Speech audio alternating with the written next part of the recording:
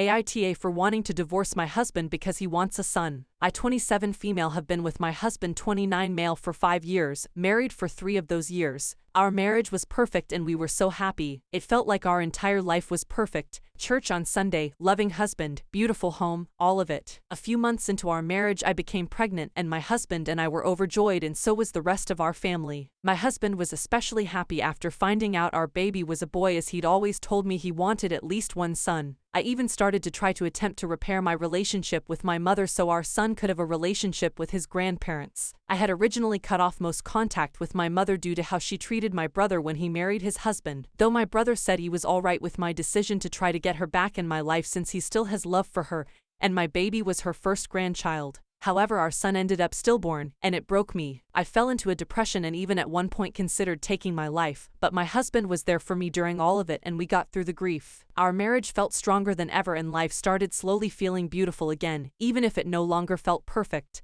About 5 months ago I found out I'm pregnant again, and then found out soon after that we're having triplets. My husband and I were over the moon and he was the most doting and loving husband. Since we had always said we wanted 2 to 3 children, we agreed we wouldn't try for any more children after this. Because of our and our family's excitement for the triplets, we decided to throw a baby shower and gender reveal party. We trusted my brother with the genders of the triplets and he bought some confetti cannons with the colored streamers inside. The baby shower went wonderfully with my parents, in-laws, my brother and his husband and their daughter, and tons of friends and extended family. It was like a dream come true and I was so excited for the gender reveal. I don't care what the gender of our babies was, I just wanted healthy little babies, but my husband was clearly excited for potentially 3 sons. When the time came, me, my husband, and my brother all shot a confetti cannon, and all 3 shot out pink confetti. I was so excited and so was my brother, but my husband screamed at the top of his lungs and hit the table in front of us, hitting it so hard that it actually broke. He screamed at me that I was supposed to give him at least 1 son because I killed his first one. That's when I burst into tears. I had been so broken up about our son's stillbirth and a part of me had felt it was my fault, and now he, my husband, was the love of my life, telling me that it was. My brother immediately stepped in and tried to get my husband to calm down, but my husband shoved my brother, so my brother instead pulled me inside where I cried in the living room while my husband's mother tried to calm him down. I could hear him screaming outside about how 3 daughters is too many, how he doesn't want 4 kids but he also wants a son. Ever since that moment my husband has hardly talked to me. He's been sleeping in the guest room and when we do interact he's clearly upset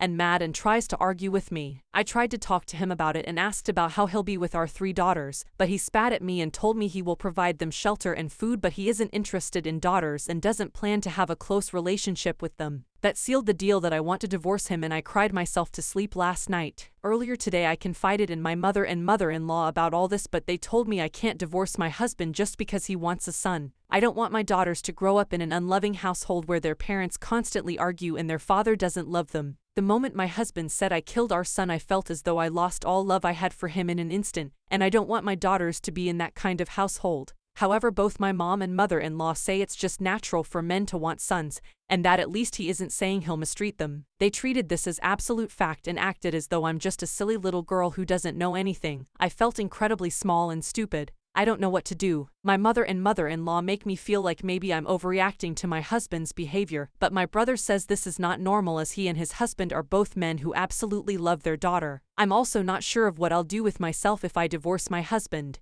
I don't work and I'm not sure how I'll be able to find a job that can support me and 3 babies all on my own, or how I'll make time for all of them when I have to work. I feel so lost and helpless. I'm torn on what to do because I worry divorce will be too brash of a decision, and that maybe my mother and mother-in-law are right. AITA. What should I do? From the comments, first stop sharing your feelings on this and your plans on this with your mother-in-law and mother. They made you feel like you are wrong. This guy says he isn't going to care for them right. He blamed you for a stillborn baby and has spat on you. You can't stay with this guy. If you get pregnant again, no guarantee it would be a boy. What then? He meant everything he said because he still isn't talking to you. Think about it. He spat on you like you are a piece of trash over something you have no control of. Chew on that for a bit. Stop talking and listening to them. You cannot stay with him. You have to know that. Update. I didn't expect to have an update so soon, but after reading everyone's comments I decided to take action immediately and went to my brother's house. We talked for hours through the night and came up with a plan. I am going to divorce my husband. He's shown the kind of man he is, and I don't want to live in or raise daughters in that kind of environment. I'm going to move in with my brother and brother-in-law during all this. He and his husband have a nice, large house where I can have my own room and a nursery for the triplets. I originally worried that perhaps myself and 3 babies would be overwhelming or a burden to him and my brother-in-law, but they assured me they would love to have us here. I knew everything would be okay when my brother even offered to have a baby monitor put in their bedroom so he could help if more than one of the triplets woke up during the night. My brother-in-law has a nice, high-paying job and my brother works from home, so I will have a stable environment and my brother will help with his nieces. My own niece is excited for us to live with her. The current plan is I will live with my brother and brother-in-law for a while,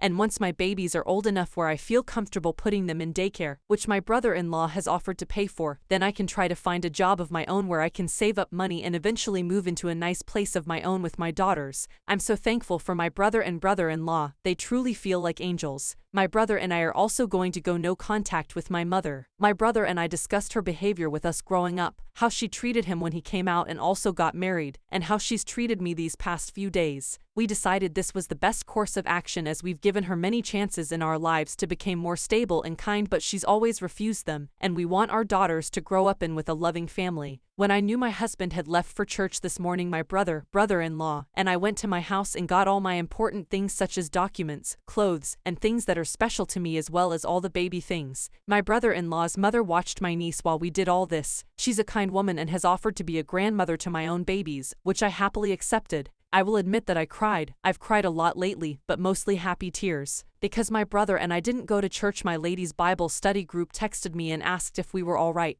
and if we needed anything. I texted them back and told them the truth and what happened, and they were all horrified. They told me they support me and are proud of me for taking action, and are now even planning a bake sale at the church to help raise money for me and my babies. Also, apparently when my husband went out to lunch after church with his men's Bible group, one of the other members is husbands to one of my friends in my Bible group, and when he found out what happened he yelled at my husband so much that he cried. I got a little bit of joy out of hearing about that, not going to lie. My pastor even called me and asked if I'm okay, and he let me know that I'll always have people who support me at my church, which I'm very grateful for. After my husband came home from church and saw that most of my stuff was gone, he blew up my phone. But my brother-in-law called him for me and said that he would pay for my husband to get therapy for his grief over our son, and also told him to leave me alone. My husband has not tried to contact me since, and he has yet to give my brother-in-law an answer for his therapy offer. All in all, I'm so grateful for my brother and brother-in-law. I wouldn't be able to do any of this without them. I'm hopeful for the future, and while this isn't the kind of future I imagine myself or my babies, this is definitely the best one I can currently give them. They say it takes a village, and my babies will definitely have a village full of love and support. Thank you and bless you to everyone who left comments supporting me. I'm grateful for all of them. I'm glad I could give you a very speedy and happy update. From the comments, I am so happy you have a strong support group.